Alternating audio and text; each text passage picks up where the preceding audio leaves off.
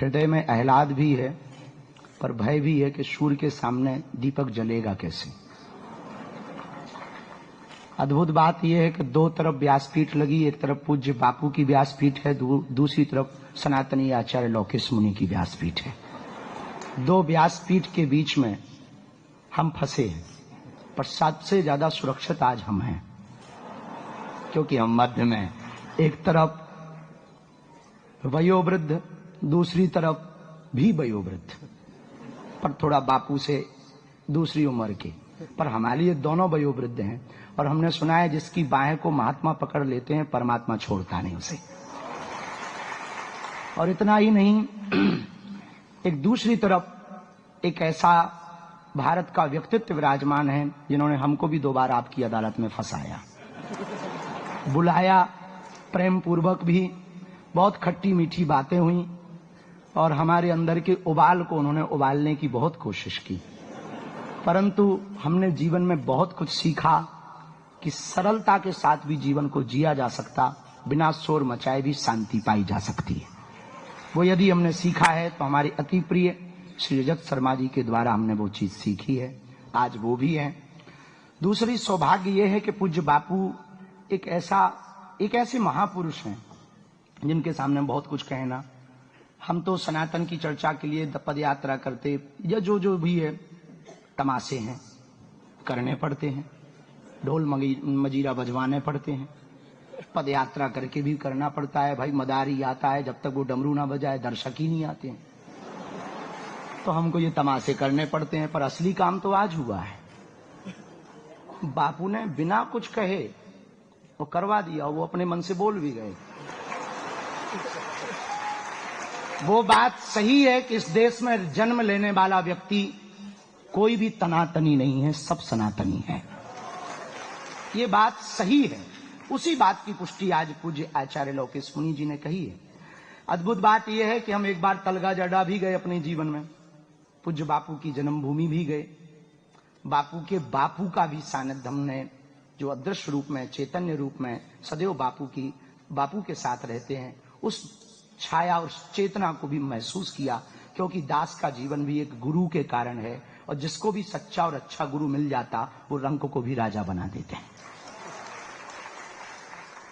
बहुत बातें ना कहें, एक दो बात हम निवेदन करने के लिए आप सबके मध्य में आए तो नहीं है, दूर ही नहीं है। भाई एक संत कहा करते, पूज्य रामायणी जी एक अच्छी बात कहते थे, आज उनके सुपुत्र श्री गुरु प्रसाद जी हमारे साथ बैठे थे, तो वो एक अच्छी बात कहते थे रामायणी जी। तो कल रात को वो सुना रहे थे हमें, रामायणी जी एक अच्छी बात कहते, लापता हो तो मिले। भगवान बोले मिलेगा कहां? बोले लापता हो तो पता बताया जाए, जो लापता ही नहीं है उसका क्या पता बताया जाए। तो हम दूर नहीं थे, पूज्य मुनि जी की आज्ञा लगी कि आपको, आचार्य मुनि जी की आज्ञा लगी कि आपको आना है, तो यहाँ कथा करके उत्तर प्रदेश से आए। एक बात हम कहना चाह रहे, जो हमने बापू से सीखा वो अद्भुत है। जीवन में याद रखना, हमारे पास बहुत लोग आते हैं और हमसे कहते हैं कि बाबा तुम पे हनुमान जी की कृपा है, सन्यासी बाबा की कृपा है, हमारा मन ठीक कर दो, वो हमारे भाई का मन ठीक करो, लुगाई का मन ठीक करो, पड़ोसी का मन ठीक करो, पड़ोसन का मन ठीक करो। तो हमने एक दिन उससे हंस के पूछा कि ये बता तेरा खुद का मन ठीक है? तो बोला ये तो हमने सोचा ही नहीं है। हम कहा फिर तू अपनी ठठरी बना, सोचा ही नहीं। फिर दूसरे प्रकार के लोग आते हैं हमारे पास, काम हमारे मन का नहीं है, दुकान हमारे मन की नहीं है, मकान हमारे मन का नहीं है, नौकर हमारे मन का नहीं है, नेता हमारे मन के नहीं है, देश हमारे मन का नहीं है। तो हमने उससे पूछा तेरा मन तेरे मन का है भैया? दुनिया में कुछ भी तुम्हारे मन का नहीं है, पर क्या खुद का मन तुम्हारे मन का है? हम दुनिया को सुधारने चले हैं, खुद को कब सुधारेंगे? हम दुनिया को बदलने चले हैं, खुद को कब बदलेंगे? और जो पूज्य आचार्य लौकिक मुनि जी ने कहा, हमने बापू जी से यही सीखा। पूज्य बापू जी की सानिध्यता में हम एक बात कहें, मेरे प्रियजनों, एक बात हमेशा याद रखना, जिसकी मस्ती जिंदा है उसकी हस्ती जिंदा है, वरना आदमी जबरदस्ती जिंदा है। हाँ, और जबरदस्ती वाले बहुत लोग हैं। टेंशन यहां किसको कम है? एलोन मस्क भी टेंशन में कि कोई दूसरा अमीर ना आ जाए। जब जो मिनटों में करोड़ों कमाता वो टेंशन में, अपन तो हजारों पट्टी में नहीं जी पा रहे, काहे को टेंशन ले? तो हमें लगता है जिसकी मस्ती जिंदा है उसकी हस्ती जिंदा है, वरना आदमी जबरदस्ती जिंदा है। ये हमने बापू से सीखा, ये बापू से ही सीखा। एक दिन हमने बापू की कथा सुन रहे थे तो बापू ने खलील जिब्राम का वो करते हुए एक शायरी बड़ी गजब की, बल्कि बापू के शायरी चुरा के अपन भी चिपकाते हैं, हाँ, और अपन भी बाय बाय ही लूटते हैं। वाह गुरु, हम भी कह देते हैं तुम कह लो, अपना है ही नहीं है। हम भी कहते हैं, हम धीरे से मन ही मन में, वहां तो नहीं बोलते धीरे, जिसका है उसी की तरफ बाह जाए। तो एक दिन बड़ा अच्छा शायर बापू ने कहा कि मुझको बदनाम करने में उनके भी नाम आए जिनको हम आधी रात काम आए। ये बापू के। तो हम एक बात हम पूरे समाज से कहना चाह रहे हैं, जो भी बापू के परमानेंट श्रोता हैं, फॉलोवर हैं, आत्मीय जन हैं, हम आपसे कहना चाह रहे हैं बापू से एक बात सीखना, साधु कहता नहीं है, साधु तो रहता है। जो कहे वो साधु कैसा, जो रहनी में रहे वो साधु है।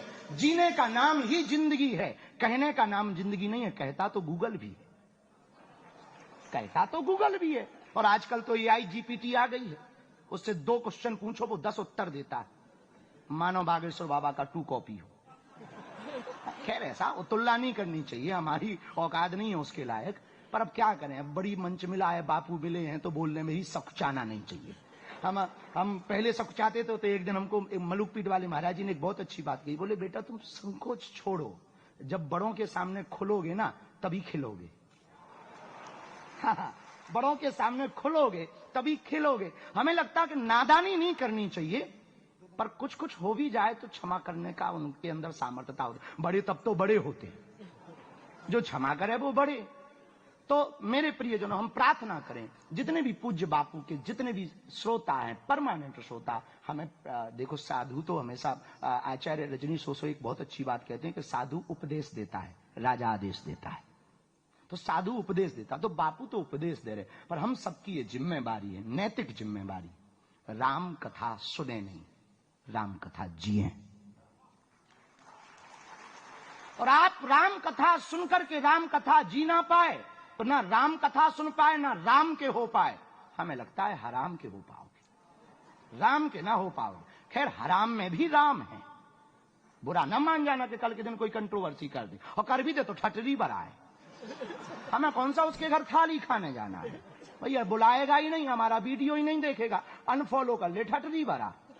तो आप राम कथा केवल सुनो नहीं मेरे प्रियजनों, बापू बैठे वरना हम मेरे पागलों भी कहते हैं। तो हम एक बात प्रार्थना करें कि राम कथा सुनो नहीं, राम कथा जियो, और जीने के लिए मस्ती जिंदा रखो। दुनिया क्या कहती, आचार्य मुनि जी ने यही कहा, दुनिया क्या कहती। जब हम चलते हैं तो सब अपनी अपनी दृष्टि से देखते, कोई कहता नया लौंडा आ गया, कोई कहता है बाबा आ गया, कोई कहता अब हिंदू मुसलमान करेगा। सच ये है हम हिंदू मुसलमान नहीं करते, हम सिर्फ हिंदू हिंदू करते। हाँ ये सच है, हम मुसलमानों के विरोधी नहीं है। मुसलमानों के विरोधी होते तो अब्दुल कलाम की चर्चा रहीम रसखान के दोहे ना गाते। तो हम इनके विरोधी नहीं है, लोगों को लगता है तो हम भी कहते थे बेटा सेम टू यू, कौन बेफिजूली में अपना मुंह खराब करे। तो कई लोग कहते कि आपके लिए तो बहुत लोग बोलते, ऐसा कहते वैसा कहते। हम कहा हाथी चलता है, चलने दो, उनका अपना काम। तो हमने अपने गुरु से एक बात सीखी, हमारे गुरु अक्सर किसी का एक छंद कहा करते थे। दादा गुरु जब अक्सर रात को बैठते थे झोपड़ी में, बागेश्वर धाम की उस झोपड़ी में तलहटी के किनारे जब बैठते थे, तब हमारे गुरु एक हमेशा छंद बोला करते थे, तारा की ज्योति में चंद छिपे नहीं, सूर्य छिपे नहीं, बादल छाए, रन चढ़ियो रजपूत छिपे नहीं, दाता छिपे नहीं, घर मांगन आए, चंचल नारी के नैन छिपे नहीं, प्रेम छिपे ना, पीठ दिखाए, गंग कहें सुनो शाह अकबर, कर्म छिपे न भभूति लगाए। कर्म कभी भभूति लगाए से नहीं छिपते हैं। तो आप एक बात याद रखना कि हम कोई भी काम करें ये देख करके करें कि वो देख रहा है, ये देख कर करें। हम दुनिया से तो छिप सकते हैं, उससे नहीं छिप सकते हैं, वो तो हमेशा सदा है, सदैव देख रहा। और बड़ी अद्भुत बात है कि देश की राजधानी में हमारे अति प्रिय आचार्य लोकेश मुनि जी विश्व शांति केंद्र की स्थापना के लिए पूज्य बापू की व्यासपीठ को लेकर के आए और निश्चित रूप से इस व्यासपीठ में स्थापना नहीं, उद्घाटन ही कर दिया इन्होंने। उद्घाटन हो गया। अब तो मिशन के लिए उद्घाटन हो गया, हो गया। हमें पता ना लगा। नहीं, हमें पता ना लगा। तो पूज्य बापू जी ने उद्घाटन ही कर दिया। बढ़वाते तो पता भी लग जाता। हाँ, ये सही है। हाँ, ये ठीक है। महाराज जी कह रहे हैं कि आपसे रसीद भरवाएंगे तो आपको पता लगेगा।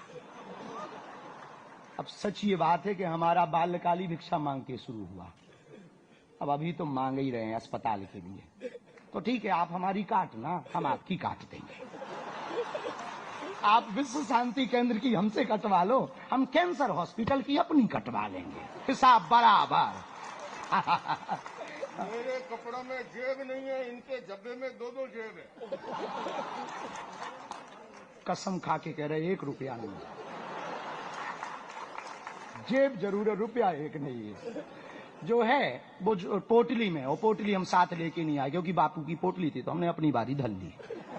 हमका बड़ी वाली अभी चल रही, छोटी वाली इधर ही रहो। तो हमने हनुमान जी को भी कहा कि तुम यहीं बैठो, हम अभी आते हैं, कुछ बोल करके।